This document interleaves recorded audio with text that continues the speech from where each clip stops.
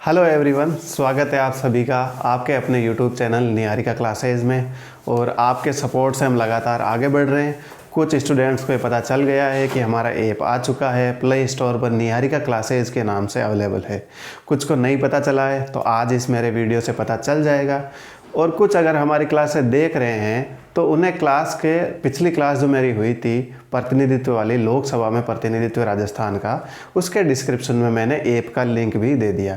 अब मैं आपसे कहूँगा नहीं कि आप ऐप डाउनलोड करें, वहाँ पर लॉगिन करें और फिर कमेंट उस पर आप उसको रेटिंग दें। ये सब काम मैंने आपको अपनी मर्ज़ी पे छोड़ दिया। हमारा काम है आपको बेहतर कंटेंट देना। उसमें हमारी पहली कोशिश है राजस्थान पुलिस के लिए कंप्यूटर का कोर्स करवाना। दूसरी कोशिश है, मैं कोशिश शब्द इसलिए कह रहा हूँ कि ज़रूरी नहीं वो चीज़ें हो, ठीक है, नहीं होगी तो भी हम उस पर ऐप पर कुछ ना कुछ अच्छी ढंग की चीज़ें जो आपको सिलेक्शन दे सके, सिलेक्शन की गारंटी अवेलेबल करा सके, वो चीज़ें हम उस पर करते रहेंगे। दूसरी चीज़ है राजस्थान पशु परिचर का पूरा कंप्लीट वीडियो कोर्स करवाना। अब सर हम तो यूट्यूब पे यहाँ वाइट बोर्ड पे चीज़ें लेके आ रहे हैं, आप तो ऐप लेके आ गए, क्या ऐप पर भी वाइट बोर्ड पे पढ़ाओगे? बिल्कुल नहीं, बिल्कुल भी नहीं। एक भी वीडियो वाइट बोर्ड पर नहीं आएगा। पूरे के पूरे सिलेबस की जो भी हम चीज़ें पढ़ाएंगे उसकी बनेगी पीपीटी, कंप्लीट पीपीटी बनेगी और उसी पीपीटी के बेस पे डिजिटल बोर्ड पर क्लासें अवेलेबल करा दी जाएगी। अब ये बात मैं दोबारा नहीं बोलूँगा, मैंने एक बार बोल दी, इसका मतलब होगा ही होगा, ठीक है। अब पिछली क्लास में हमने देखा था लोकसभा का प्रतिनिधित्व। लोकसभा में राजस्थान का प्रतिनिधित्व क्या क्या था, 1 से लेकर 17वीं लोकसभा तक हमने पूरा कवर किया था। उसके अलावा मोदी सरकार 2.0 यानी कि 2019 के बाद जो मोदी सरकार है उसमें किन किन राजस्थानियों का राज्यसभा और लोकसभा में किस किस पद पर वो बैठे हैं उनके बारे में भी हमने पढ़ा था। आज हम पढ़ेंगे राज्यसभा का प्रतिनिधित्व और उसके अलावा कुछ इंपॉर्टेंट फैक्ट्स।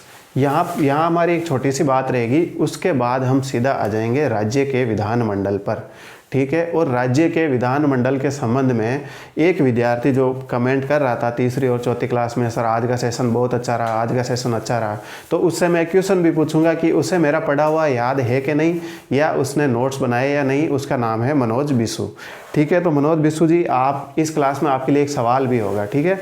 तो राज्यसभा में राजस्थान का प्रतिनिधित्व अपन स्टार्ट करते हैं। देखिए राज्यसभा में सीटें कितनी हैं? 10 सीटें। लोकसभा में कितनी है राजस्थान में? 25 सीटें। तो वर्तमान में 10 सीटों पर 10 राज्यसभा सांसद हैं। वो राज्यसभा सांसद कौन कौन हैं उनको हम एक बार पहले कवर कर लेते हैं, ठीक है। राजस्थान राज्यसभा में राजस्थान का प्रतिनिधित्व की बात करें तो 6 सदस्य हैं राज्यसभा के, वो हैं कांग्रेस से, और 4 सदस्य हैं वो है भाजपा से। अब कांग्रेस से कौन कौन है? तो सबसे पहले अपने माननीय पूर्व प्रधानमंत्री जी मनमोहन सिंह जी। कौन है? मनमोहन सिंह जी। उसके अलावा केसी वेणुगोपाल, उसके अलावा नीरज डांगी। इनका कार्यकाल 2024 में मनमोहन सिंह जी का तो ख़त्म ही होने वाला है। उसके अलावा अगर हम बात करें रणदीप सुरजेवाला, जो हरियाणा की राजनीति में अपना महत्वपूर्ण दबदबा रखते हैं, वो इनको भी राज्यसभा सांसद बनाया गया। और आगे बात करें अपन तो एम वासनिक, मुकुल वासनिक इनका पूरा नाम है। क्या नाम है? मैं नीचे लिख देता हूँ। एम वासनिक का मतलब है मुकुल, मुकुल वासनिक, ठीक है। उसके बाद इनका पूरा नाम है प्रमोद तिवारी। क्या नाम है? प्रमोद तिवारी, ठीक है, प्रमोद तिवारी। भाजपा की बात करें तो राजस्थान की राजनीति में एक देखो, राज्यसभा सांसद है ना, कहीं से भी बन सकता है, कोई भी बन सकता है। तो आपको दिख रहा है मनमोहन सिंह, केसी वेणुगोपाल, ये जो लोग हैं, रणदीप सुरजेवाला, वासनिक वगैरह, ठीक है, ये राजस्थान की राजनीति में कोई मतलब इनका कोई विशेष महत्व नहीं है, फिर भी ये राज्यसभा सांसद बने हुए हैं। लेकिन इस बार अगर हम भाजपा की बात करें तो उनके राज्यसभा सांसद हैं किरोड़ी लाल मीणा। और जो जो विद्यार्थी कंपटीशन क्षेत्र में जुड़े हुए हैं उनको ये नाम तो पक्का याद है। पेपर के आउट होने की बात हो, पेपर घोटालों की बात हो, हर जगह किरोड़ी लाल मीणा का नाम हर किसी ने सुना ही सुना है। उसके आगे हम बात करें बी यादव। बी यादव का मतलब है भूपेंद्र यादव, और इनको मैंने लोकसभा इससे पहली वाली क्लास में भी कवर किया है, आपने देखा है तो आपको ज़रूर याद होगा। भूपेंद्र यादव के बाद में राजेंद्र गहलोत, आर का मतलब राजेंद्र गहलोत, GS तिवारी यानी घनश्याम तिवारी। तो ये 4 भाजपा के हो गए, 10 कांग्रेस के हो गए। अब थोड़ा मैं इतिहास की बात कर लेता हूँ। किसकी बात कर लेता हूँ? इतिहास की। देखिए पहला आम चुनाव कब हुआ? 1951-52 में आम चुनाव संपन्न हो गया। आम चुनाव होते ही राज्यसभा का सृजन हो गया। राज्यसभा का जब सृजन हुआ तो राजस्थान में राज्यसभा से कितनी सीटें थी? 9 सीटें थी और एक सीट थी, वो थी अजमेर मेरवाड़ा। सर अब अजमेर मेरवाड़ा अलग क्यों है? क्योंकि 1952 में राजस्थान का पूर्ण रूप से पुनर्गठन नहीं हुआ था। अजमेर मेरवाड़ा अपने आप में स्वतंत्र राज्य था। 1956 में पूर्ण हुआ, पुनर्गठन आयोग हुआ, फजल अली की अध्यक्षता में हुआ, तो फिर राजस्थान एक संपूर्ण राज्य बना और अजमेर मेरवाड़ा का इसमें विलय हुआ और राज्यसभा सीटें हो गई 10। ठीक है, तब से लेकर आज तक राज्यसभा सीटें कितनी हैं? 10। लोकसभा सीटें कितनी हैं? 25। टोटल लोकसभा सीटें कितनी हैं? 543। उसमें से 412, तो 543 लोकसभा सीटों में से कितनी? 412 जनरल सीटें हैं, सामान्य वर्ग की सीटें हैं।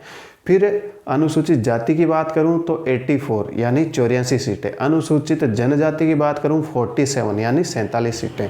ये तो हो गया लोकसभा सीटों का बंटवारा। ठीक है, कैटेगरी वाइज। अब हम बात करें राज्यसभा की। राज्यसभा की अगर मैं बात करूं तो राज्यसभा में कितनी सीटें हैं? 10 सीटें। यहाँ पर ऐसा कोई कैटेगराइज नहीं किया गया। लेकिन अब मैं लोकसभा की कैटेगरी की जो बात है राजस्थान के संदर्भ में करूँ तो राजस्थान में लोकसभा की कितनी सीटें हैं? कितनी सीटें हैं? 10 सीटें। कितनी हैं? 10 सीटें। 10 में से 4 सीटें, सॉरी लोकसभा की 25 सीटें हैं, 25 में से 4 सीटें, 25 सीटें हैं लोकसभा की, उनमें से 4 सीटें अनुसूचित जाति, 3 सीटें अनुसूचित जनजाति की। ठीक है, ये चीज़ आपको समझ में आ गई।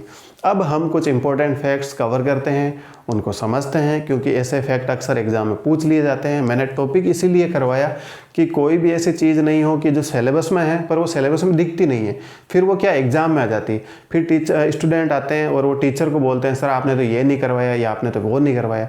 मेरी कोशिश यही रहेगी कि यहाँ पर सब कुछ करवाऊँ, चाहे वो क्वेश्चन के माध्यम से कुछ बचे तो वहाँ अवेलेबल करवा दूँ, चाहे वो नोट्स के थ्रू PDF डाउनलोड आपको जो है ऐप पर डाल दूँ या फिर टेलीग्राम पे डाल दूँ, या यहाँ पर एक आध एक्स्ट्रा क्लास भी लेनी पड़े तो भी मैं पीछे नहीं हटूंगा। मेरी कोशिश है कि राज्य की जो राजनीति है उसको ओवरऑल कवर करना।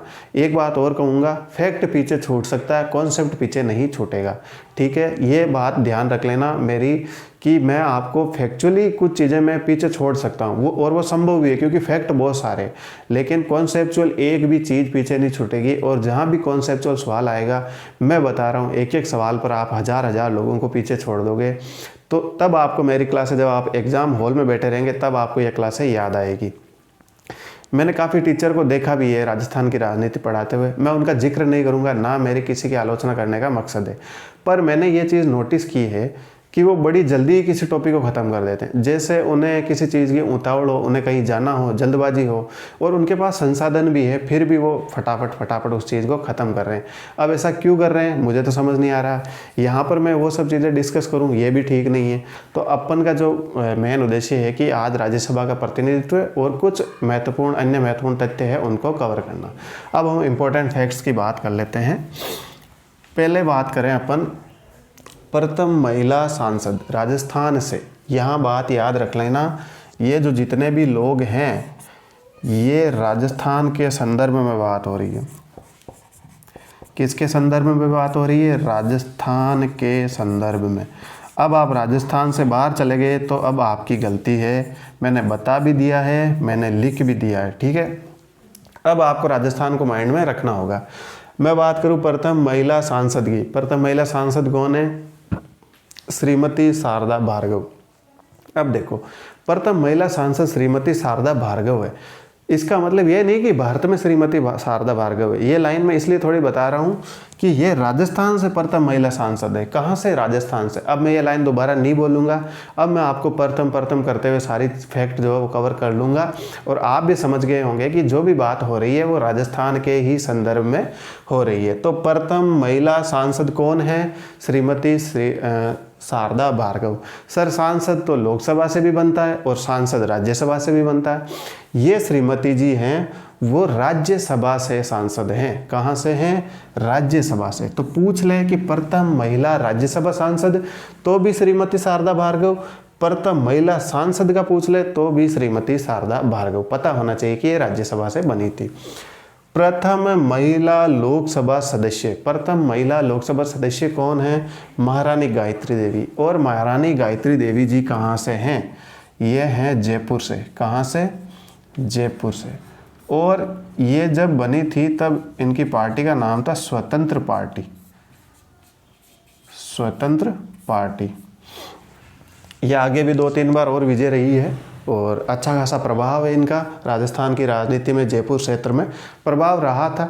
अभी तो आई थिंक दिया कुमारी है जो राजसमंद से, वो जयपुर की है राजसमंद से, वो अभी वर्तमान में लोकसभा सांसद हैं, ठीक है, भारतीय जनता पार्टी से। तो राजघरानों का प्रभाव ही हमें राजस्थान की राजनीति में स्पष्ट रूप से देखने को मिलता है। ये हैं प्रथम लोकसभा सदस्य। लोकसभा सदस्य कौन है? महारानी गायत्री देवी। राज्यसभा सदस्य महिला, प्रथम लोकसभा सदस्य जो महिला है महारानी गायत्री देवी। प्रथम लोकसभा सदस्य, राज्यसभा सदस्य जो महिला है श्रीमती शारदा भार्गव। और सांसद पूछ ले तो भी श्रीमती शारदा भार्गव, ठीक है। अब हम बात करते हैं प्रथम मनोनीत सदस्य। फिर मैं रिपीट करूंगा, ये सारे व्यक्ति राजस्थान के संदर्भ में हैं, तो राजस्थान के संदर्भ में पूछा जाएगा कि राजस्थान से प्रथम महिला सदस्य, राजस्थान से प्रथम लोकसभा सदस्य, राजस्थान से प्रथम मनोनीत सदस्य, ऐसे ही सवाल बनेगा। तो मैंने ये आपको यहाँ पर अलग से चीज़ लिखवा दी है, ठीक है।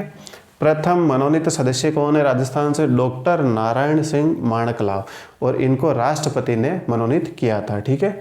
प्रथम मनोनीत सदस्य कौन है? डॉक्टर नारायण सिंह माणकलाव। मनोनीत का मतलब कहाँ से मनोनीत हैं? ये राज्यसभा से मनोनीत हैं, ठीक है।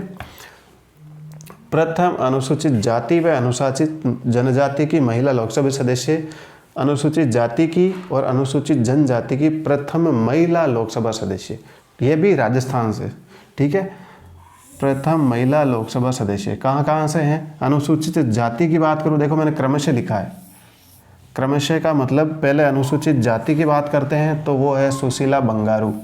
कौन है? सुशीला बंगारू। कहाँ से है? जालोर से है। अनुसूचित जाति की बात हो गई। अनुसूचित जनजाति की बात करूं तो वो महिला लोकसभा सदस्य है उषा देवी मीणा। कहाँ से है उषा देवी मीणा? सवाई माधोपुर से। कहाँ से है? सवाई माधोपुर से। और सुशीला बंगारू कहाँ से? जालोर से। अनुसूचित जाति सुशीला बंगारू, अनुसूचित जनजाति उषा देवी मीणा।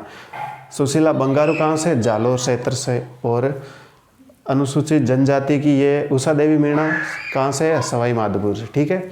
अब अगला फैक्ट अपन कवर करें तो प्रथम कैबिनेट मंत्री कहाँ पर? केंद्र में। कहाँ पर? केंद्र में। केंद्रीय मंत्रिमंडल में, कहाँ पर? केंद्रीय मंत्रिमंडल में प्रथम कैबिनेट मिनिस्टर कौन बना? वो है श्री कालूलाल श्रीमाली। ये 1952 या 52 के लगभग की बात है। तो प्रथम कैबिनेट मिनिस्टर जो केंद्रीय मंत्रिमंडल में प्रथम कैबिनेट मिनिस्टर बने वो कौन है? श्री कालूलाल जी श्रीमाली, ठीक है। उसके अलावा एक चीज़ मैं और बताऊं, राजस्थान से सर्वाधिक बार लोकसभा सांसद कौन रहे? ठीक है, सर्वाधिक बार लोकसभा कह लो या सांसद कह लो, ठीक है। सांसद पूछे तो भी वही है, लोकसभा का पूछे तो भी वही है। सर्वाधिक बार सांसद या जेंडर का स्पेसिफाई नहीं किया गया है। सर्वाधिक बार सांसद वो रहे हैं स्वर्गीय श्री नाथूराम बिरला। नागौर की राजनीति में इनका विशेष प्रभाव है। नाथूराम बिरला ये कितनी बार? 6 बार। 6 बार लोकसभा के सदस्य निर्वाचित हुए, ठीक है। अगर महिला का पूछ ले सर्वाधिक बार, और ये दोनों ही कहाँ से? लोकसभा। सर्वाधिक बार महिला सांसद का अगर आपसे पूछे तो महिला सांसद कौन है? महिला सांसद है श्रीमती वसुंधरा राजे सिंधिया। कौन? वसुंधरा राजे सिंधिया। वसुंधरा राजे। और ये 5 बार, कितनी बार? 5 बार जो है लोकसभा मेंबर चुनी जा चुकी है। और कहाँ से? झालावाड़ से। कहाँ से? झालावाड़ से।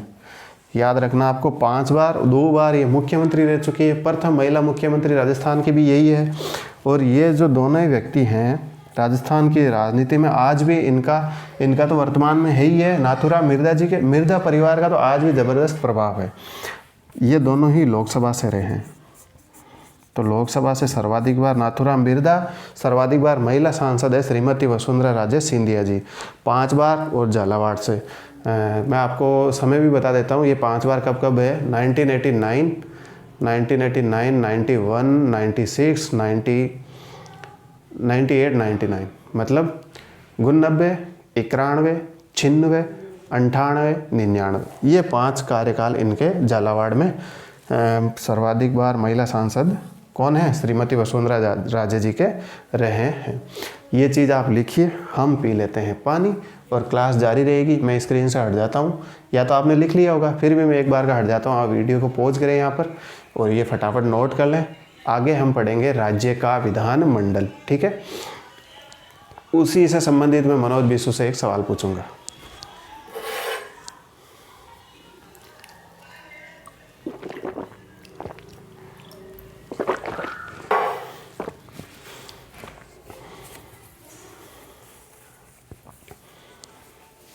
चलिए, आपने लिख लिया होगा, अब मिटा देता हूँ मैं इसको।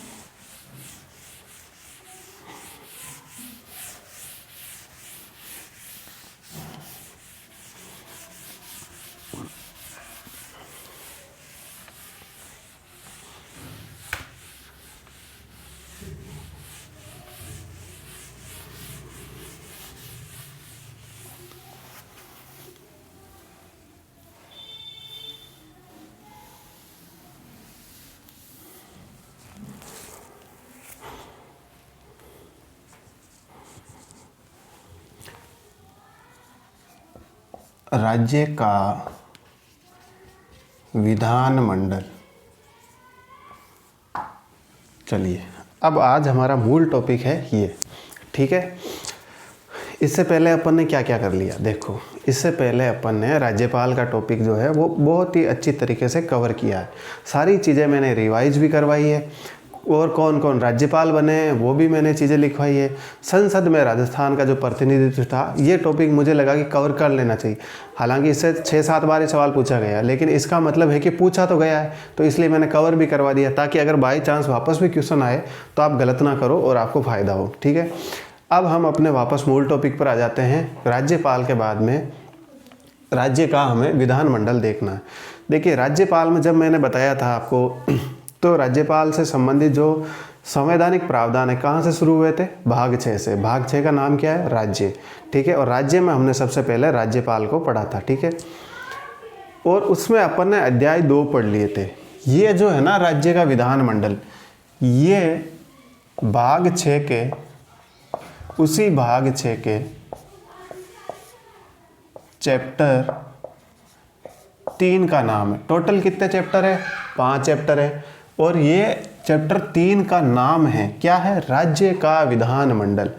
और भाग 6 में चैप्टर 3 में ये जो राज्य का विधानमंडल है, इसका प्रावधान कहाँ से कहाँ तक किया गया है, अनुच्छेद 168 से 212। कहाँ से कहाँ तक, अनुच्छेद 168 से 212, ठीक है। इसका मतलब क्या है, राज्य का विधानमंडल आपको पढ़ना है। विधानमंडल यानी क्या होता है, विधानसभा और विधान परिषद, ठीक है। इसको अगर आपको समझना है तो अनुच्छेद 168 से अनुच्छेद 212 आपको समझना होगा। अब सर इतने सारे अनुच्छेद कैसे याद होंगे, जैसे मैंने राज्यपाल के अनुच्छेद याद करवाए, वैसे के वैसे सारे भी यही याद होंगे। देखिए, मैंने ऐप पर भारत का संविधान जो अपने साइट पर अवेलेबल है, उसको डाउनलोड करके भी आपको दिया था, ठीक है। आप उसको थोड़ा सा भी पढ़ लें, उसके 5-7 पेज भी अगर आप पढ़ेंगे ना, तो आपको पता चलेगा कि जो भारत का संविधान है वो कितना सिस्टमेटिक तरीके से लिखा हुआ, कितना तार्किक रूप से लिखा हुआ है। उस संविधान को आप पढ़ोगे तो आपको समझ में आएगा कि कितना व्यवस्थित लिखा हुआ है, और देखने में आपको थ्योरेटिकल लगेगा, लेकिन आप जब उसको पढ़ोगे तो आपके दिमाग में एक एक चीज अनुच्छेद बाय अनुच्छेद फिट हो जाएगी। मेरा उद्देश्य यही है कि ये जो मैं चीजें पढ़ा रहा हूँ उसमें भाषा संवैधानिक हो, समझ एकदम साधारण रूप से हो, ऐसी चीजें बताऊं कि आपको पढ़ते ही समझ में आ जाए। देखिए, वो भाषा भले ही संवैधानिक हो, थोड़ी सी कठिन हो, वकीलों की भाषा हो, लेकिन उसको आसान करना मेरा काम। लेकिन मैं उस फॉर्मेट को बदल दूं, फिर एग्जाम में कुछ भी पूछ लिया जाएगा और वहां पर आएगा नहीं, फिर आप बोलोगे यार ये चीज तो लिखा ही नहीं। और टीचर आएगा जब अगले दिन सॉल्यूशन करवाएगा, यूट्यूब पे लाइव आ जाएगा, 3 घंटे 4 घंटे खराब कर देगा और बोलेगा देखो इतने सवाल मेरे से आए, इतने सवाल मेरे से आए। और तूने भाषा तो वो लिखवाई नहीं, क्या सवाल आए तेरे से? जब स्टूडेंट ने पढ़ा तब तो उसके दिमाग में ये बात समझ आई नहीं कि ये क्या चीज लिख रहा है, क्या चीज नहीं लिख रहा। तुमने संविधान की भाषा को अपनी भाषा में कन्वर्ट कर दिया। आपका काम ये नहीं है, आपका काम ये है कि आप लिखो तो संविधान की भाषा, लेकिन समझो अपनी भाषा में, ताकि बच्चे को समझ में आ जाए और वहां पर एक शब्द भी वो पकड़ लेगा ना, उसको पता चल जाएगा अरे यार ये बात तो अनुच्छेद इस अनुच्छेद में लिखी हुई। आपको याद हो तो राज्यपाल के संदर्भ में मैंने अनुच्छेद 54 और 166 को कंपेयर किया था, ठीक है। अब किसी ने ध्यान से पढ़ा है तो संपूर्ण कार्यपालिका शक्ति किस में निहित है? राज्यपाल में। ये बात कहाँ है? 154 में। 166 के संदर्भ में पूछेगा राज्य की संपूर्ण कार्यपालिका शक्ति जो है वो किस में निहित है? राज्यपाल में। 154 वो किसके नाम पर होंगे? राज्यपाल के नाम पर होंगे। ये बात कहाँ है? 166 में। तो ये अंतर अगर आप समझा ही नहीं पाए, आप उसको डिस्क्राइब नहीं कर पाए, तो फिर क्या मतलब है, ठीक है। यही अंतर को मिटाना मेरा मूल उद्देश्य है। बात संविधान की, लैंग्वेज संविधान की समझाना मेरा काम है, सब उसको सरल करना मेरा काम है। और ये कोई काम कर देगा तो स्टूडेंट के गलती होने के चांस है ना वो मिनिमम हो जाएंगे, मतलब 0 की तरफ चलने लग जाएंगे, ठीक है। अब अपन वापस टॉपिक पे आते हैं। और एक के बारे में मैंने बताया, आप जरूर देखें। अभी 1-2 मैंने फ्री कंटेंट डाले हैं, 2-4 और भी फ्री कंटेंट उस पर आने वाले हैं। उसके संदर्भ में बता दूं आपको, राजस्थान पुलिस है उसका मैं प्रीवियस ईयर के टेस्ट, प्रॉपर टेस्ट बना के उस पर अपलोड करेंगे, ठीक है। पीडीएफ फॉर्मेट नहीं, टेस्ट फॉर्मेट। उसके अलावा हम राजस्थान पुलिस की टेस्ट सीरीज और पशु परीक्षक का कोर्स तो मैंने आपको बता दिया। अब हम राज्य का विधानमंडल है उसमें सबसे पहले पढ़ते हैं अनुच्छेद 168। कौन सा अनुच्छेद पढ़ते हैं? अनुच्छेद 168। अनुच्छेद 168 क्या है? अनुच्छेद 168 कहता है राज्यों के विधानमंडल का गठन। इसका गठन, राज्यों के विधानमंडल का गठन, राज्यों के विधानमंडल का गठन। अब आप एक बात बताओ, क्या विधानमंडल का मतलब एक सदन है? नहीं। विधानमंडल का मतलब क्या है? विधानमंडल का मतलब क्या है? कौन बताएगा? कमेंट जरूर करें। यहाँ पर आपने पिछली क्लास को ढंग से पढ़ा है नहीं पढ़ा है उसका आइडिया लग जाएगा। विधानमंडल में क्या क्या आता है? क्या विधानसभा और विधान परिषद आते हैं? बिल्कुल नहीं। विधानमंडल का मतलब है राज्यपाल प्लस उसके 2 सदन। राज्यपाल प्लस उसके 2 सदन। राज्यपाल अपन ने अध्याय 1 और 2 में बहुत ही अच्छी तरीके से कवर किया है। उसके 2 सदन, इन दोनों सदनों के नाम, इन दोनों सदनों के नाम देखो, इन दोनों सदनों के नाम जो है वो क्या क्या होंगे? एक तो होगा विधान परिषद। क्या होगा? विधान परिषद। और दूसरा क्या होगा? विधानसभा। क्या होगा? विधानसभा, ठीक है। ये बात भी अनुच्छेद 168 में लिखी हुई है। अब मैं थोड़ा इसको और इसके जो सेक्शन हैं, क्लोज हैं, वो भी मैं बता दूं। इसका जो क्लोज 1 है वो ये कहता है, इसका जो क्लोज 1 या सेक्शन 1, अब मैं इसको हिंदी में लिख देता हूं। खंड 1। खंड 1 क्या कहता है? प्रत्येक राज्य के लिए, प्रत्येक राज्य के लिए, मैंने माइक नहीं लगाया, एक सेकंड, बीच में ब्रेक ले लिया था, आपको शायद पता चला कि नहीं चला। चाय बन गई थी तो मैं चाय पीने लग गया।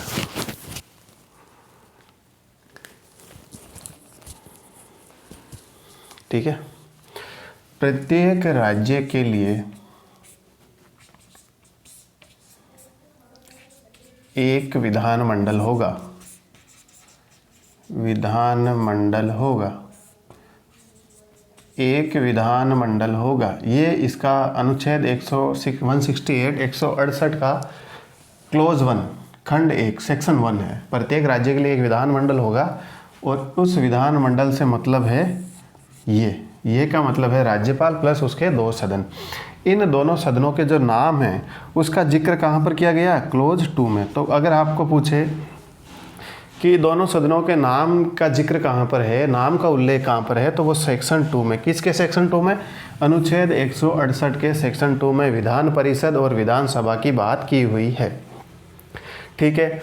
और सेक्शन 1 में क्या? प्रत्येक राज्य के लिए एक विधानमंडल होगा, ठीक है। ये चीज़ आपको अच्छे से समझ में आई होगी। अब देखिए, मैं बोल रहा हूँ संविधान इतना सिस्टमेटिक है कि आप उसको ढंग से पढ़ लें तो आपको कुछ और पढ़ने की ज़रूरत ही नहीं। टीचर का काम उस संविधान की भाषा को आसान कर दे, बस उस संविधान की भाषा को सामान्य भाषा में कन्वर्ट कर दे, भाषा वही रखे लेकिन वो समझाए तो आसानी से समझा दे, तो फिर और भी काम आसान हो जाएगा। एक एक अनुच्छेद याद हो जाएगा, सारा सब कुछ आपको ज़बान पर हो जाएगा। लास्ट में इसका अपन रिवीजन भी करेंगे। अब आप एक बात बताइए, इसका सब क्लोज है विधान परिषद, मतलब सब क्लोज का मतलब 168 का क्लोज 2 सब क्लोज ए विधान परिषद, और फिर क्या है? सब क्लोज बी क्या है? विधानसभा है।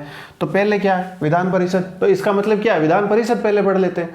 तो अब इतना सिस्टमेटिक चीज़ें समझा रखी है तो फिर अपन को रटने की ज़रूरत कहाँ है? अब हम पढ़ेंगे विधान परिषद, ठीक है। क्या पढ़ेंगे? विधान परिषद।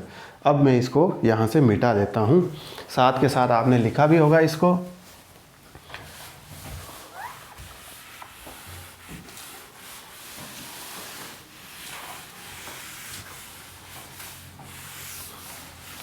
चलिए, अनुच्छेद 168 आपने देख लिया होगा। अब हम पढ़ेंगे अनुच्छेद 169। ये क्या कहता है? अनुच्छेद 169 कहता है राज्यों के लिए विधान परिषद, क्या? विधान परिषद। राज्यों के लिए विधान परिषदों का उत्साधन व सृजन, क्या? उत्साधन व सृजन। ये बात कहाँ पर लिखी गई है? अनुच्छेद 169 में। अनुच्छेद 169 में लिखा हुआ है राज्यों के लिए विधान परिषदों का उत्साधन, यानी विधान परिषदों को मिटाना और उनका निर्माण करना, ठीक है। देखिए, गठन की बात 168 में है, गठन का मतलब अलग है, और उत्साधन एवं सर्जन का मतलब है कि ये शक्ति किसके पास है? राज्य के पास है। और अंतिम रूप से इसके बारे में उपबंध कौन बनाएगा? संसद बनाएगी हमारी, ठीक है। अब इसका मतलब मैं समझाता हूँ। अर्थात अनुच्छेद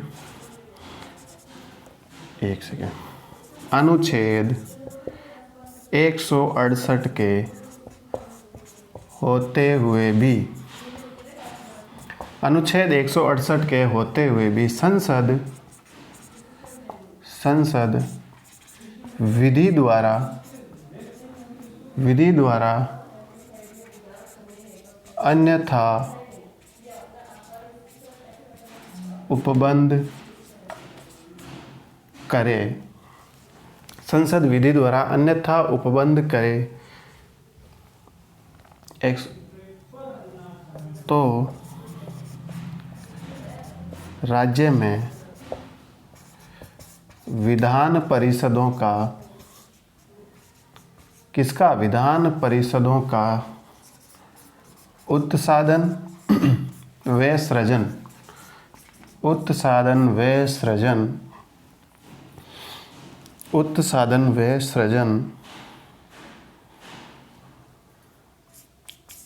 किया जा सकता है, किया जा सकता है। कब? यदि राज्य विधानसभा, मतलब उसी राज्य की जो विधानसभा है, राज्य विधानसभा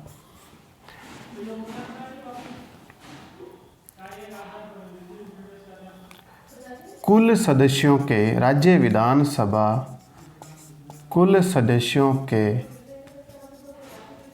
बहुमत द्वारा तथा उपस्थित व मतदान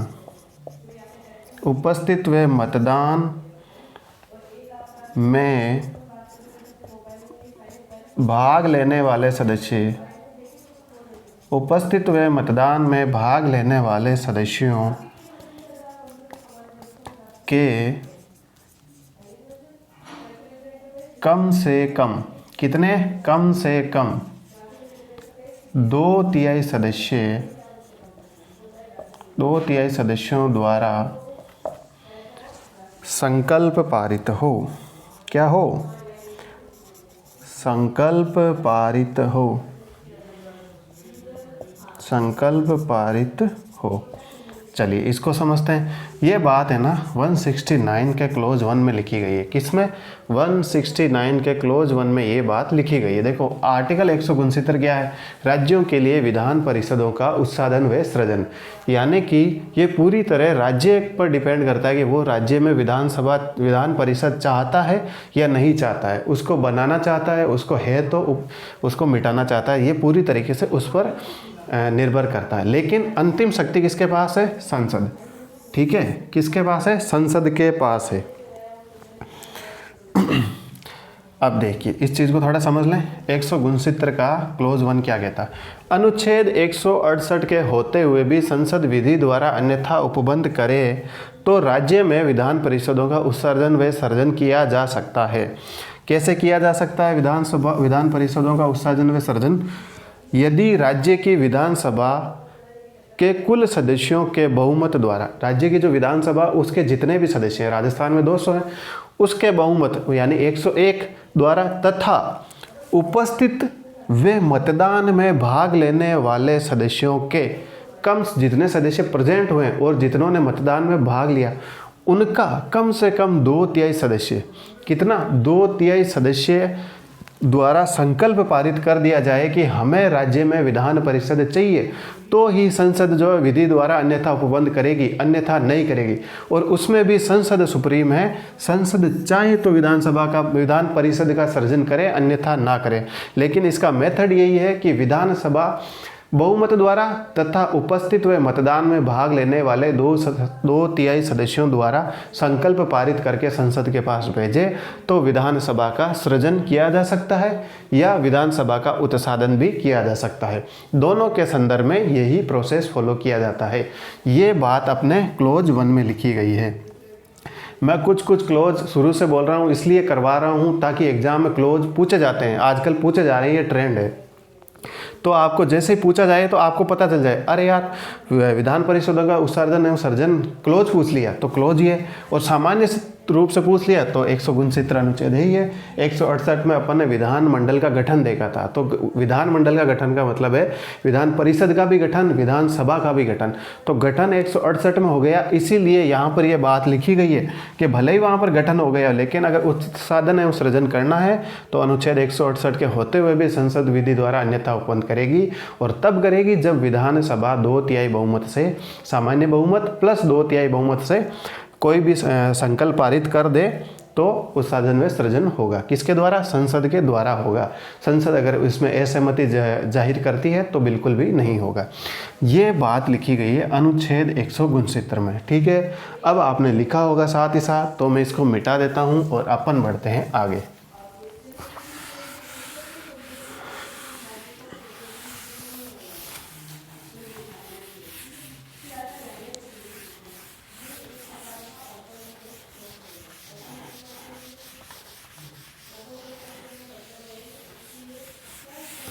अब देखिए,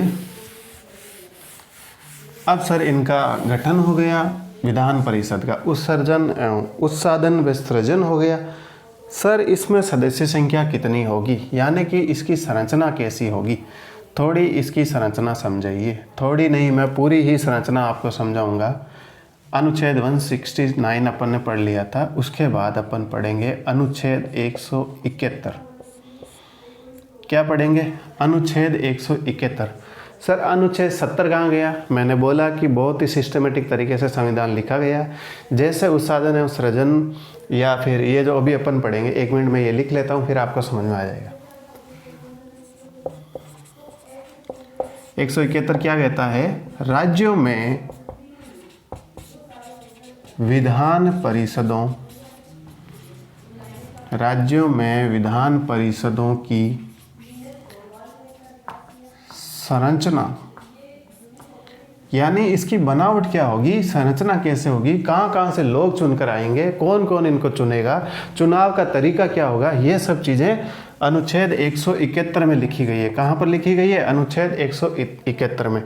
तो सर 170 में क्या? 170 में विधान परिषद की नहीं, विधानसभा की संरचना है, पर हम उसको अलग चैप्टर में विधानसभा वाली बातें विधानसभा में कवर करेंगे और विधान परिषद की बातें अभी अपन कवर कर ही रहे हैं। यही मेरा उद्देश्य है कि चीज़ों को क्लासिफाई करना, भाषा को, लैंग्वेज को इजी करना, और कुछ ऐसी बातें जो एग्जाम में पूछी जा सकती है, फैक्चुअल हो चाहे कॉन्सेप्चुअल, उनको भी कवर करवाना, और कोई भी आपके मन में डाउट ना रहे। मेन फोकस यही कि कॉन्सेप्चुअल क्लियरिटी इतनी अच्छी हो कि आपसे कोई कुछ भी पूछ ले, आपका प्रैक्टिकल नॉलेज इतना अच्छा हो जाएगा कि नहीं सर ये काम तो वहाँ होता है, ये काम तो वहाँ होता है, ये तो उस अनुच्छेद में लिखा हुआ। आप जब अनुच्छेद बोलेंगे तो आपके आसपास के जो कंपटीटर हैं वो आपसे ऐसे ही पिछड़ जाएंगे। ठीक है, तो अब हम देखते हैं राज्य में विधान परिषदों की संरचना कैसे होगी। ये मैं राज्यों में क्यों लिखा रहा हूँ? ये उन राज्यों की बात हो रही है जहाँ पर विधान परिषद है। कहाँ कहाँ है विधान परिषद? आपको पता होना चाहिए, राज्यपाल में 2-3 बार बोल दिया मैंने। उत्तर प्रदेश, बिहार, तेलंगाना, आंध्र प्रदेश, उसके अलावा महाराष्ट्र, उसके अलावा कर्नाटक, ये 6 राज्य आपको पता होना चाहिए जहाँ पर विधान परिषद है। अब यहाँ पर अपन बात करते हैं कि विधानसभा की संरचना कैसी होगी। तो इसका क्लोज 1, या इसको अपन बोल सकते हैं हिंदी में खंड। ठीक है, इसका खंड 1 क्लोज 1 या सेक्शन 1 क्या कहता है? राज्य की विधानसभा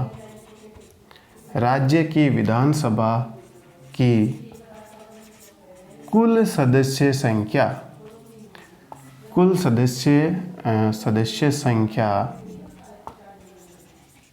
का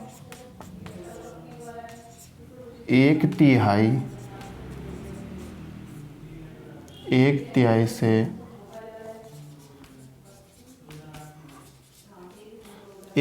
से अधिक नहीं होनी चाहिए, 1/3 से अधिक नहीं होनी चाहिए, तथा किसी भी दशा में, चाहे कुछ भी हो जाए, किसी भी दशा में 40 से कम न हो। क्या कम न हो? MLC की संख्या। सर ये MLC क्या है? राज्यसभा, आपने राज्यपाल की क्लासें देखी है तो आप ये सवाल पूछेंगे नहीं। मेंबर ऑफ लेजिस्लेटिव काउंसिल, यानी विधान परिषद के सदस्यों की संख्या। राज्य की जो विधानसभा है, यानी राजस्थान की विधानसभा में 200 हैं, तो 200 का 1/3 कितना होगा? लगभग 66। तो राज्य की विधानसभा की कुल सदस्य संख्या का 1/3 से अधिक, किसी भी दशा में 1/3 से अधिक नहीं होगा, और किसी भी दशा में 40 से कम नहीं होगा। तो ये 2 बातें आपको विशेष तौर से ध्यान रखनी है, 40 से कम ना हो और 1/3 से अधिक ना हो। किसकी संख्या की बात हो रही है? देखिए, अपन विधान परिषदों की संरचना की बात करें तो आपको ऑटोमेटिक समझ आ जानी चाहिए कि विधान परिषद के सदस्यों की संख्या विधानसभा के कुल सदस्यों की संख्या के 1/3 से तो अधिक ना हो, और किसी भी दशा में 40 से कम नहीं होनी चाहिए। राजस्थान में विधान परिषद नहीं है, अगर होती तो 1/3 200 का होता है लगभग 66.66, और न्यूनतम कितना हो सकता था? 40 हो सकता था। ये किन की बात हो रही है? MLC की संख्या, मेंबर ऑफ लेजिस्लेटिव काउंसिल, यानी विधान परिषद सदस्यों की संख्या की बात हो रही है। अब इसका क्लोज 2, इसी का क्लोज 2 क्या कहता है? जब तक संसद, कौन? संसद विधि द्वारा, जब तक संसद विधि द्वारा अन्यथा उपबंध न करे, तब तक करे तब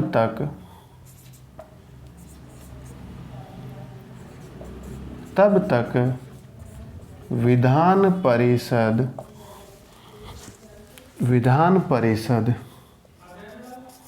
की संरचना, विधान परिषद की सदस्य संख्या लिख लो। क्या? सदस्य संख्या का प्रावधान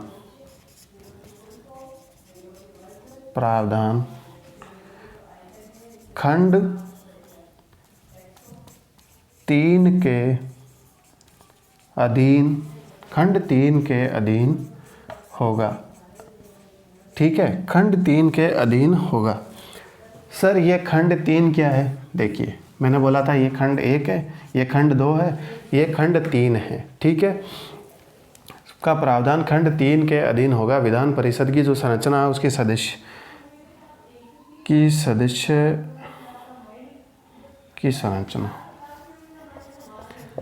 संरचना का जो प्रावधान है वो किस में होगा? खंड 3 में होगा। अब अपन खंड 3 पढ़ लेते हैं। यानी कि संरचना की सदस्यों की संख्या की बात तो खंड 2 में की गई है, लेकिन उस रीति खंड 3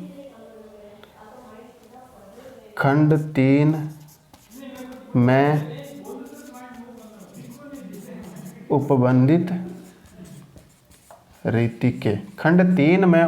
रीति के अधीन होगा। ये जो रीति की बात है वो कहाँ पर? खंड 2 में की गई, लेकिन ये जो रीति है वो जो मतलब प्रोसेस है वो कहाँ पर है? खंड 3 में है। और खंड 3 हम अब पढ़ेंगे। टोटल इसमें कितने? 5 खंड है, और खंड 3 के भी उपखंड है 5। ठीक है, वो सारी चीज़ें अपन आज की क्लास में देखेंगे। तो आपको समझ आया 171 में क्या लिखा गया? राज्यों में विधान परिषदों की संरचना। 171 के क्लोज 1 यानी सेक्शन 1 में क्या लिखा गया कि उसके सदस्य कितने होंगे? विधानसभा से तो 1/3 से ज़्यादा नहीं होना चाहिए, और कम से कम 40, मतलब किसी भी दशा में 40 से कम ना हो। सेक्शन 2 क्या कहता है, यानी उपखंड 2 क्या कहता है कि उसकी जो रीति है वो खंड 3 के अधीन होगी। ये रीति की बात खंड 2 में है, और रीति कहाँ पर है? खंड 3 में है। अब अपन समझ लेते हैं खंड 3 को। ठीक है, मैं इसको मिटा रहा हूँ, साथ ही साथ आप लिखते चलें।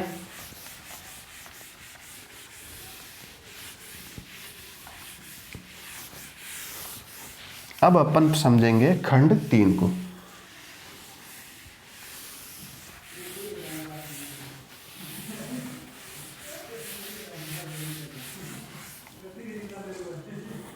अब देखिए खंड 3 कहता है विधान परिषद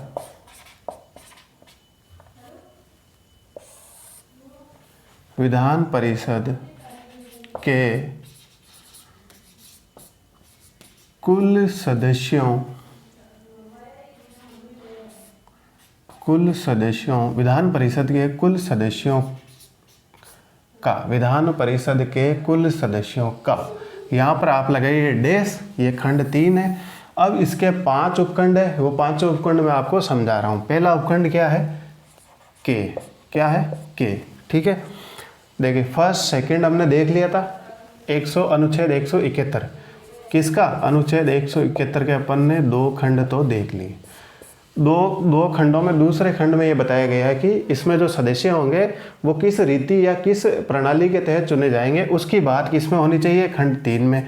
तो अब अपन खंड 3 को समझ लेते हैं। और खंड 3 में ये लिखा गया विधान परिषद के कुल सदस्यों का, और आगे क्या लिखा गया वो भी मैं आपको बताऊंगा 5 उपखंडों के तहत। ठीक है, तो पहली चीज़ लिखी गई है 1/3 भाग। अब आपको समझ में आएगा। खंड 3 का उपखंड के ये कहता है कि विधान परिषद के कुल सदस्यों का 1/3 भाग, ये 1/3 भागों का निर्वाचन कौन करेगा? राज्य के स्थानीय निकायों व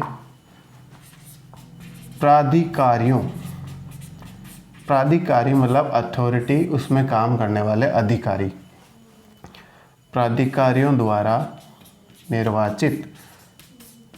मतलब अब हम रीति समझ रहे हैं, इसकी जो प्रोसेस है वो समझ रहे हैं कि कैसे कैसे लोग है ना चुन चुन के आएंगे। तो 1/3 भाग कहाँ से आएगा? राज्य के स्थानीय निकायों, स्थानीय निकायों का मतलब है यहाँ से जिला बोर्ड हो गए और अपने नगर पालिकाएँ हो गई, उनके जो अधिकारी हैं, उनके प्राधिकारी हैं, कर्मचारी हैं, वो सब है ना इनका निर्वाचन करेंगे।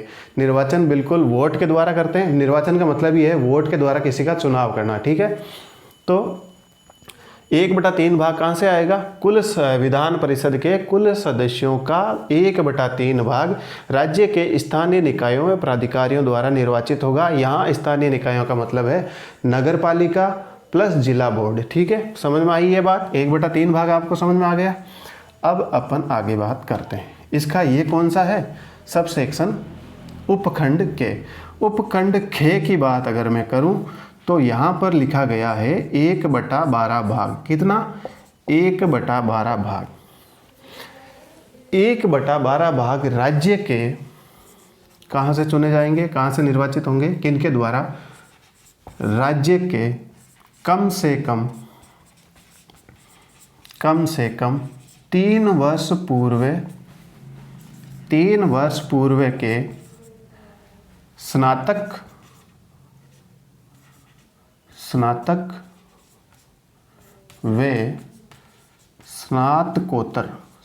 व स्नातकोत्तर के छात्रों द्वारा निर्वाचित। ये शब्द मैं बार बार लिख रहा हूँ। निर्वाचित का मतलब होता है वोट द्वारा किसी का चुनाव करना, ठीक है, मत द्वारा किसी का चुनाव करना। 1/12 भाग राज्य के कम से कम 3 वर्ष पूर्व के स्नातक व स्नातकोत्तर छात्रों के द्वारा निर्वाचित होंगे।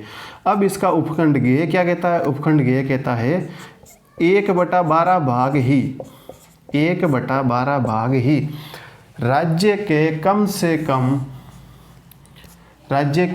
से कम 3 वर्ष पूर्व के माध्यमिक, कौन से? माध्यमिक व उच्च माध्यमिक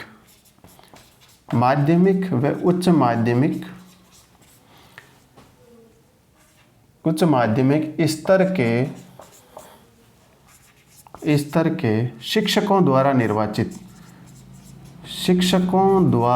निर्वाचित। देखिए इन तीनों ही उपखंडों में निर्वाचन की बात की गई है। क्या की गई है?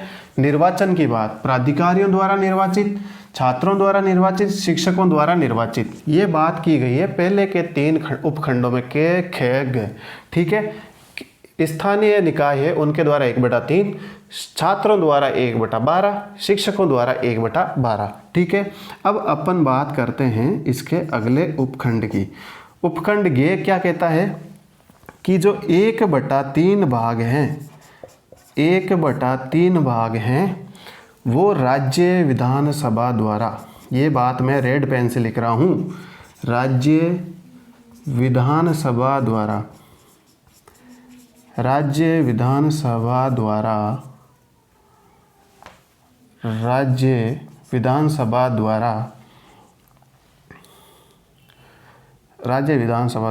मनोनीत, या इसको लिखो आप नाम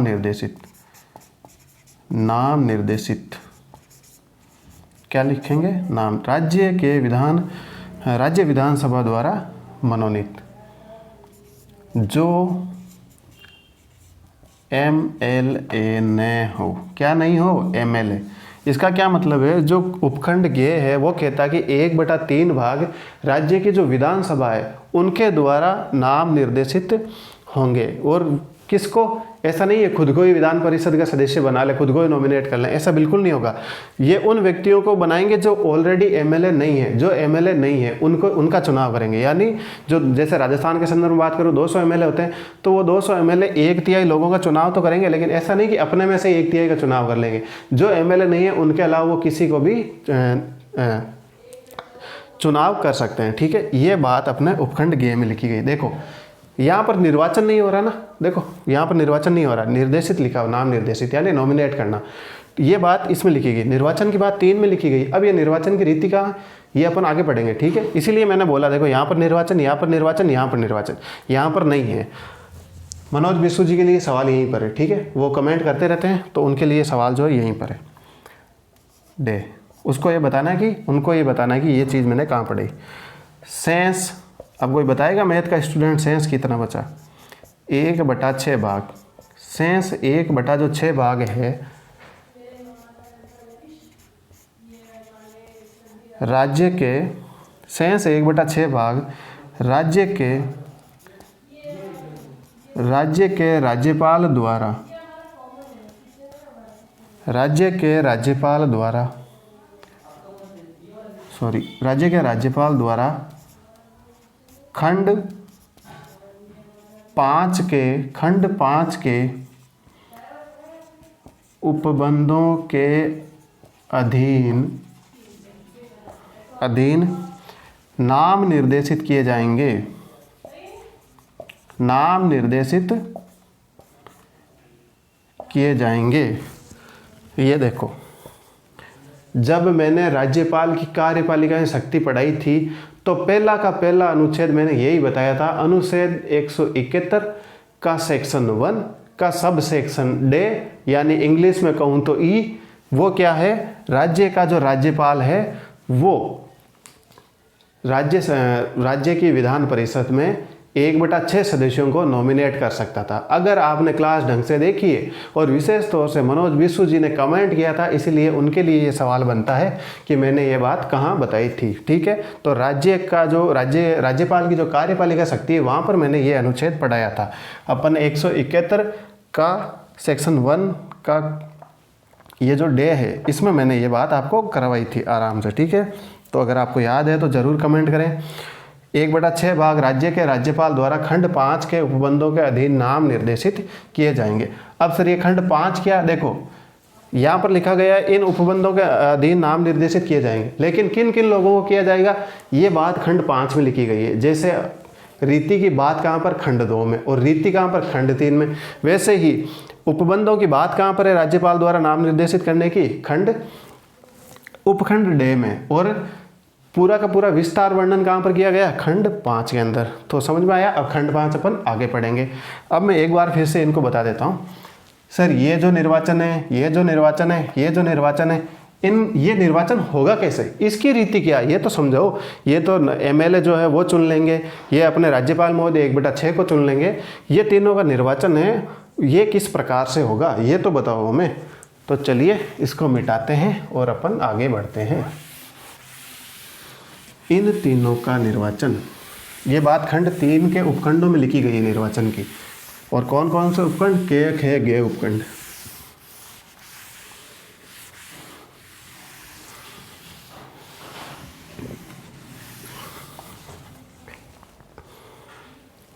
तो अपना अब है चौथा उपखंड।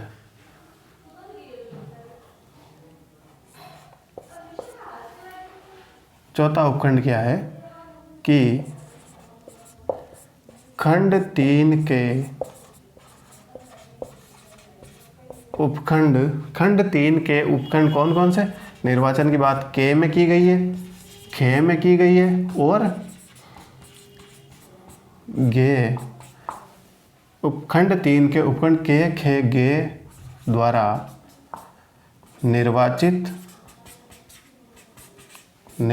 सदस्य, ये जो निर्वाचित सदस्य हैं ये या तो यहाँ पर लिख देता हूँ प्रत्यक्ष और अप्रत्यक्ष, प्रत्यक्ष और प्रत्यक्ष या अप्रत्यक्ष आनुपातिक, प्रत्यक्ष या अप्रत्यक्ष रूप से आनुपातिक प्रतिनिधित्व के द्वारा, आनुपातिक प्रतिनिधित्व के द्वारा एकल संक्रमणीय मत प्रणाली, एकल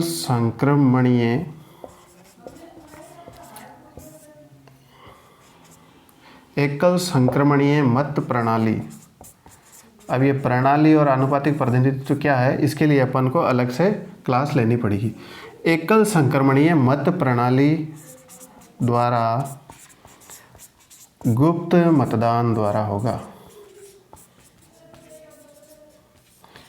देखो जो निर्वाचन के अपन ने उपखंड पढ़े थे के, खे, गे, वो निर्वाचन के जो छात्र, शिक्षक और स्थानीय निकाय के जो के, खे, गे वाले थे, उन निर्वाचित सदस्यों का प्रत्यक्ष या अप्रत्यक्ष रूप से आनुपातिक प्रतिनिधित्व के द्वारा एकल संक्रमणीय मत प्रणाली के द्वारा गुप्त मतदान द्वारा चुनाव या निर्वाचन होगा। ठीक है, ये बात अपने खंड 4 में लिखी गई है। अब सर खंड 5 क्या है ये भी बता दो। खंड 5 यहाँ पर ये बात कहता है, देखो खंड 4 में ये हो गया, खंड मतलब निर्वाचन वालों की बात यहाँ पर हो गई। एमएलसी किनका चुनाव करेगी, एमएलसी 1/3 भाग का करती है, वो गे में आ जाता है, गे घड़ी वाला। अब उसके बाद जो है नाम निर्देशित की बात है,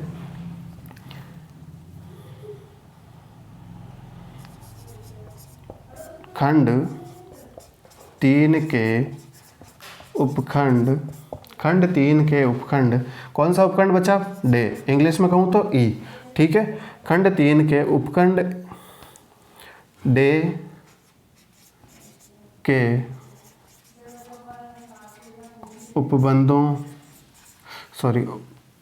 3 के खंड डे के अधीन नाम निर्देशित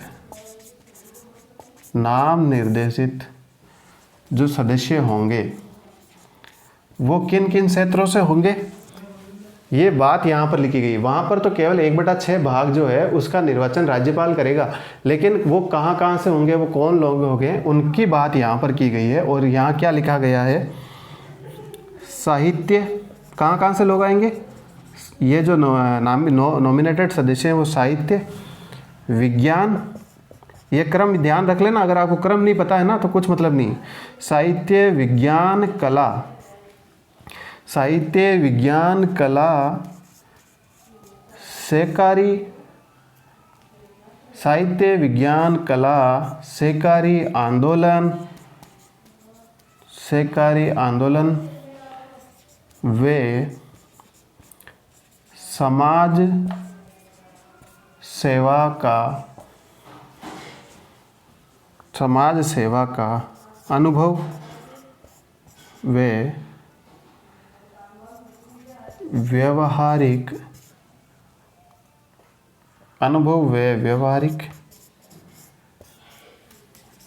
ज्ञान रखते हो। क्या रखते हो, व्यवहारिक ज्ञान रखते हो।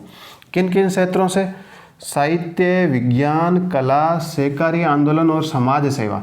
ठीक है, ये 5 क्षेत्र होंगे जिनसे 1/6 सदस्यों का राज्यपाल जो है नॉमिनेशन करेगा। और इनका क्रम भी यही रहेगा, देखो क्रम भी पूछा जाएगा, 4 ऑप्शन बना देंगे, इनको आगे पीछे कर देंगे और सब कुछ गड़बड़ हो जाएगा।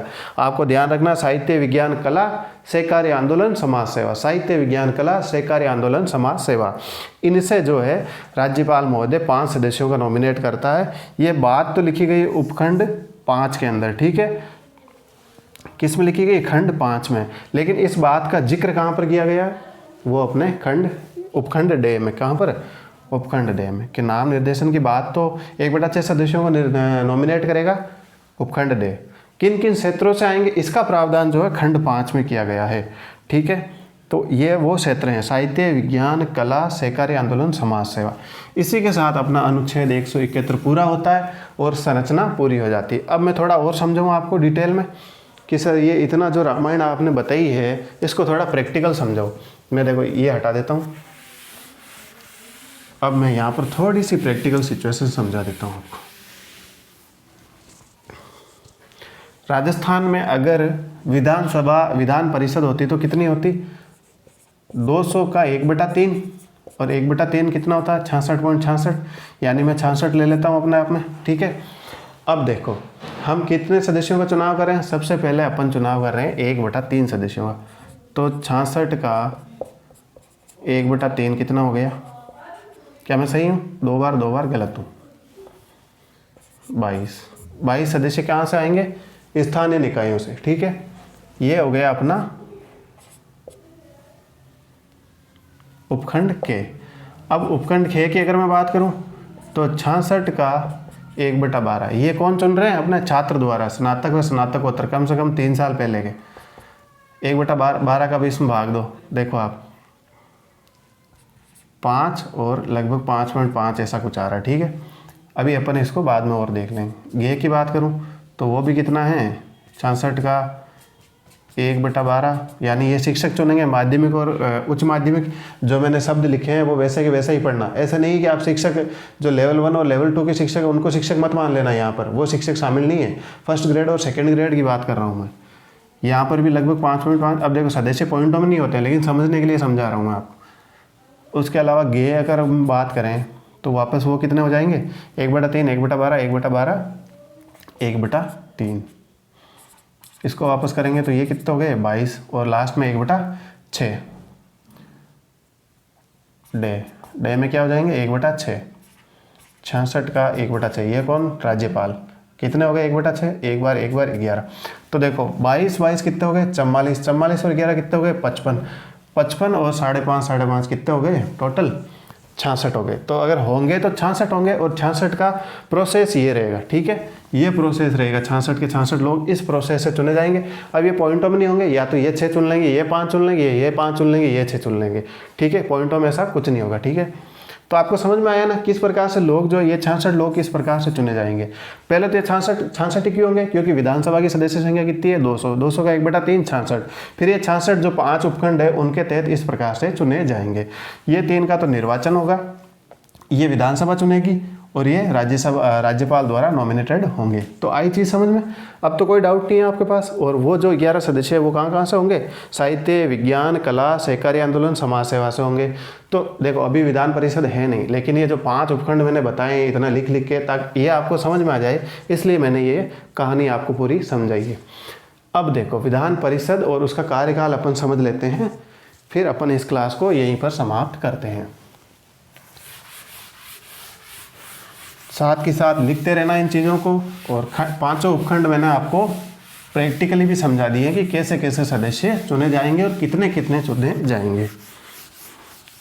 अगर कोई पूछ ले कि अपन कौन सा अध्याय पढ़ रहे हैं संविधान में भाग 6 का, तो चैप्टर 3 है जिसका नाम क्या है, राज्य का विधानमंडल। अब अपन आज की क्लास का अंतिम टॉपिक है वो कवर कर लेते हैं।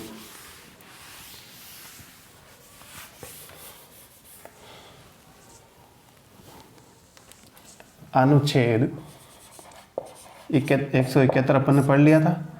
अनुच्छेद 172, और मैं साफ साफ लिखूँ तो उसका सेक्शन 2 क्लोज 2 खंड 2 172 का क्लोज 2 है। वो क्या प्रावधान करता है, वो कहता है विधान परिषदों, देखिए मैं परिषदों इसलिए लिख रहा हूँ कि 6 राज्यों में परिषदें हैं और संविधान में भी यही लिखा हुआ है। विधान परिषदों व सदस्यों का कार्यकाल, विधान परिषदों व सदस्यों का कार्यकाल। अब बताओ विधान परिषद है उसके सदस्यों का कार्यकाल कितना होगा। तो यहाँ पर देखो पहली चीज़ तो ये लिखी गई है कि विधान परिषद का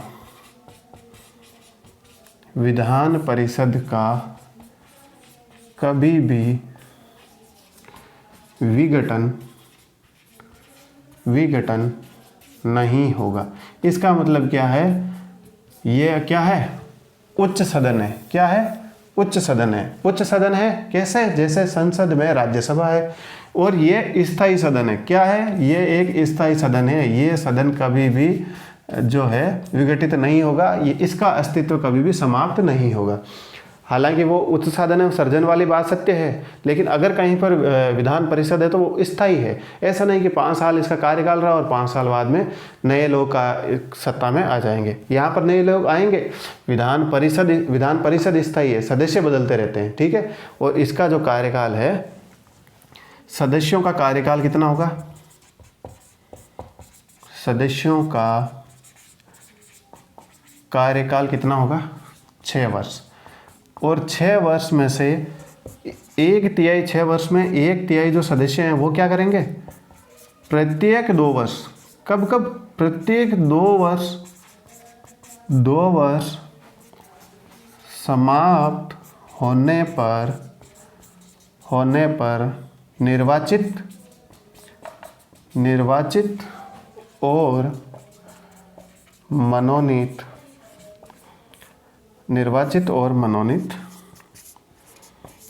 किए जाएंगे। देखो निर्वाचित तो 3 पढ़े थे अपन ने, उपखंड क ख ग और मनोनीत डे में राज्यपाल करता है। मनोनीत किए जाएंगे, क्या किए जाएंगे? मनोनीत किए जाएंगे। ठीक है। अब 1/3 सदस्यीय कैसे? देखो 1952 में जब मैं आपको राज्यसभा की स्थिति समझा देता हूँ, वही विधान परिषद की स्थिति है। राज्यसभा में राजस्थान से 6 सदस्यों का चुनाव हुआ। ठीक है। उन 6 सदस्यों को लॉटरी सिस्टम के द्वारा चुना गया। देखो एक कटोरी ली गई, उसमें 6 पर्चियाँ डाली गई। कितनी? 6 पर्चियाँ। और 2 लोगों को बोला कि आप जाओ पर्ची उठाओ। एक बंदे ने पर्ची उठाई, किसी भी एक व्यक्ति को बोला कि इनमें से कोई भी एक पर्ची उठाओ। सबसे पहले जिसकी पर्ची आई उसको चुन लिया गया 6 में से 2 साल के लिए। उसके बाद दूसरे सदस्य की पर्ची आई, उसको भी चुन लिया 2 साल के लिए। उसके बाद जो तीसरे सदस्य की पर्ची आई उसको चुन लिया 4 साल के लिए, और चौथे की आई उसको भी 4 साल के लिए। फिर 5वें और 6ठे सदस्य को कितने साल के लिए? 6 साल के लिए चुन लिया गया, 5वें और 6ठे सदस्य को। ये राज्यसभा की बात है, आपको समझाने के लिए मैं ये थोड़ा प्रैक्टिकली समझा रहा हूँ। अब देखो ये 2 साल वाले जो लोग हैं, इनका जैसे ही 2 साल पूरे होंगे इनका कार्यकाल पूरा हो जाएगा, और 2 सदस्य इनके स्थान पर 2 नए सदस्य आ जाएंगे। ठीक है। ये 2 हटे, 2 नए आ गए। जैसे ही 4 साल पूरे होंगे तब ये जो सदस्य हैं इनके स्थान पर भी 2 नए सदस्य आ जाएंगे। ठीक है। और ये अगले 6 सालों के लिए, ये भी अगले 6 साल के लिए, ये भी अगले 6 साल के लिए। ठीक है। और जैसे ही 6 साल पूरे होंगे इनके स्थान पर भी 2 नए सदस्य आएंगे, ये भी अपने अगले 6 साल के लिए काम करेंगे। अब देखो अगर ये मान लो ये सदस्य जो है 2000 में चुने और 2002 में ये हट गए, ये सदस्य 2000 में चुने और 2004 में ये हट गए, ये सदस्य 2000 में चुने। एक स्थिति बता रहा हूँ मैं, ऐसा हुआ नहीं है, मतलब समझाने के लिए सिर्फ ये बात हो रही। 2006 में हटे, ये 2002 में हटे, तो अगला जो सदस्य आएगा 2 से 8। ठीक है। इसमें जो अगला सदस्य आएगा 4 से 6 साल करते हैं तो 10। इसमें जो अगला सदस्य आएगा वो 6 से 12। तो आप एक बात को समझो, एक तिहाई सदस्य 8 तक काम करेंगे फिर नए आ जाएंगे, एक तिहाई सदस्य 10 तक काम करेंगे फिर नए आ जाएंगे, एक तिहाई सदस्य 2012 तक काम करेंगे फिर नए आ जाएंगे। तो ये जो प्रोसेस है ये एक तिहाई सदस्यों वाला लगातार चलता रहेगा। अब दूसरी चीज़, एक बार जो विधानसभा सदस्य बन गया वो दोबारा भी बन सकता है और दोबारा नॉमिनेट भी किया जा सकता है, उसका दोबारा निर्वाचन हो सकता है और उसका दोबारा मनोनयन भी हो सकता है। एक से अधिक बार वो विधान परिषद का सदस्य बन सकता है। तो ये पूरी विधानसभा का जो कार्यकाल है उसके संबंध में मैंने ये आपको चीज़ समझाई है। ठीक है। यहाँ पर अपनी क्लास समाप्त होती है। अब कुछ चीज़ ऐसी है कि मुझे लगता है कि उसका थोड़ा जिक्र कर लेना चाहिए, हालांकि मैं नहीं भी पढ़ा हूँ तो कोई फ़र्क नहीं पड़ेगा, लेकिन मुझे लगता है कुछ जानकारियाँ अपन को होनी चाहिए। तो 4 लोगों के बीच में अगर आप बैठो और स्टूडेंट चाय की थड़ी पर कभी बात करें तो आपका जो सोचने का नज़रिया है, और मैं अगर आप बात करूँ RS मेंस के नज़रिए से, वहाँ पर आप ये बात लिख सकते हो। अगर आपसे पूछ ले कि सर विधान परिषद की उपयोगिता क्या है, विधान परिषद क्यों जरूरी है, विधान परिषद की उपयोगिता, क्या कोई उपयोगिता है? जब विधानसभा सारा काम करने में सक्षम है फिर भी 6 राज्यों में विधान परिषद है, इनकी क्या उपयोगिता है? अभी अपन ने 5 क्षेत्र पढ़े थे उपखंड डे या ई के अंदर। वो क्या 5 क्षेत्र थे? समाज सेवा हो, सहकारी आंदोलन हो, साहित्य कला विज्ञान हो। ठीक है। तो इसकी जो पहली उपयोगिता क्या है? विभिन्न मतों का प्रतिनिधित्व। अब आप कहीं पर बैठे हो और आप किसी से पूछ ले कि यार एक बात बता, विधान परिषद क्यों ज़रूरी है राज्य में, तो आप यहाँ पर उसको काउंटर मतलब अगर आपसे कोई पूछे तो उसको काउंटर ये कर सकते हो कि देख भाई इसलिए ज़रूरी है कि ये जो लोग चुन के आ रहे हैं ना, वो अलग अलग, कोई लिटरेचर का है, कोई आर्ट एंड कल्चर का है, ठीक है, कोई सोशल वर्क वाला है, कोई सहकारी आंदोलन वाला है, कोई जो है साइंटिस्ट वगैरह है। तो ऐसे लोग जब विधान परिषद में जाएंगे तो उनकी बात भी रखी जाएगी, जो कई बार जो नेता लोग विधानसभा में नहीं रखते हैं। और विधानसभा में नेता कैसे चुन के आते हैं आपको भी बताया। कुछ दृश्य तो ऐसे हैं कि कोई किसी पे कुर्सी फेंक रहा है, कोई किसी पे जूता फेंक रहा है। तो ये बात कितनी ज़रूरी है कि बुद्धिजीवी लोगों का यहाँ पर स्थान बनता है। और दूसरा पॉइंट आप ये भी लिख सकते हो, क्या?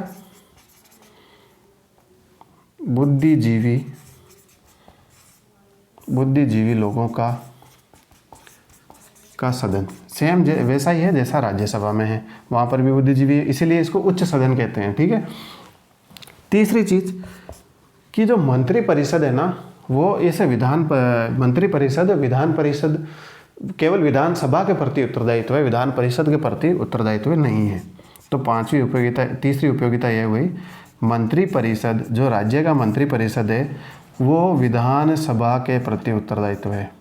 किसके? विधानसभा के प्रति उत्तरदायी। क्या है? विधानसभा के प्रति उत्तरदायी। केवल, यहाँ पर लिख लो केवल, यानी अगर मंत्री परिषद डूबा तो विधानसभा भी गई। ठीक है। चौथी बात और पांचवी बात, 3 पॉइंट तो ये हो गए। चौथी और पांचवी चीज़ में आप समझिए कि जो धन विधेयक है, देखो मान लो कि धन विधेयक में कुछ प्रॉब्लम है या कुछ ऐसी बात है जो संविधान का उल्लंघन कर रही है, या सामान्य विधेयक की भी बात करूं, सामान्य विधेयक में भी कोई ऐसी बात है कि जो संविधान का उल्लंघन कर रही है, कानून का उल्लंघन कर रही है, या जो जनता के अहित में है, जनता का जिससे कोई लेना देना नहीं है, जनता को नुकसान दे रही है, तो विधान परिषद कम से कम विधानसभा को मतलब एक अवेयर कर सकती है, जागृत कर सकती है कि भाई साहब आप ये काम कर रहे हो गलत हो। अब ये कैसे काम करेगी? धन विधेयक के संबंध में तो वो धन विधेयक को 14 दिन तक रोक सकती है। 14 दिन तक केवल रोकने की शक्ति है, ना तो इसमें संशोधन कर सकती है और ना ही इसे पारित होने से रोक सकती है। 14 दिन तक रोक सकती है। देखो ये सीमित शक्ति है, अपने आप में सीमित शक्ति है, फिर भी शक्ति तो है। विधानसभा को पता तो चलेगा कि कोई तो अपने ऊपर बैठा है कि अपन को एक बार को फटकार देगा कि ये आप वापस चेंज करो, इसमें आप जनता का पैसा बर्बाद कर रहे हो। तो 14 दिन के लिए अगर ये रुकेगा तो जनता में क्या मैसेज आएगा कि हमारे द्वारा चुने गए प्रतिनिधि कुछ ना कुछ तो घोटाला कर रहे हैं। ठीक है। दूसरा, सामान्य विधेयक की बात करूँ तो 4 महीने तक रोक सकती है किसी भी सामान्य विधेयक को। अब ये अपने आप में बहुत बड़ी अवधि है। अब कोई भी नॉर्मल विधेयक आया, कोई भी बिल आया, उसको अगर विधान परिषद जो है 4 महीने रोक दे और 4 महीने से वो काम अगर अटक जाए तो भी जनता को ये पता चल जाएगा कि कुछ ना कुछ तो गड़बड़ चल रही है। तो ये देखो विधान परिषद की उपयोगिता, ये मेंस के नज़रिए से बहुत इंपॉर्टेंट थी, मुझे लगा कि ये बतानी चाहिए तो इसलिए मैंने यहाँ पर कवर की। इसी के साथ अपनी आज की क्लास पूरी होती है और अगली क्लास में अपन पढ़ेंगे विधानसभा का गठन। ठीक है। अभी अपन ने पढ़ा था राज्य का विधानमंडल में विधान परिषद का सृजन एवं गठन, सारी चीज़ें वो देखी थी। अब अपन पढ़ेंगे विधान सभा के संदर्भ में सारी चीज़ें, आराम से अनुच्छेद बाय अनुच्छेद कवर करेंगे। मैं आपसे लेता हूँ विदा। बहुत बहुत धन्यवाद। जय हिंद।